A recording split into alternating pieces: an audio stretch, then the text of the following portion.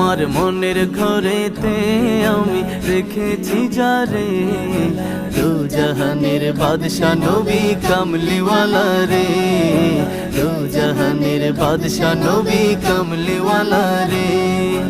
আদি পিতা আদম যখন মুসিবতে পড়ে, ওদের নবীর উসিলাতে আল্লাহ কবুল করে। আদি পিতা আদম যখন মুসিবতে পড়ে, ওদের নবীর উসিলাতে আল্লাহ কবুল করে। সাকারাতের বিছানাতে দেখা দিও রে, দু জাহানের বাদশা নবী কামলিওয়ালা রে, দু জাহানের বাদশা নবী কামলিওয়ালা রে।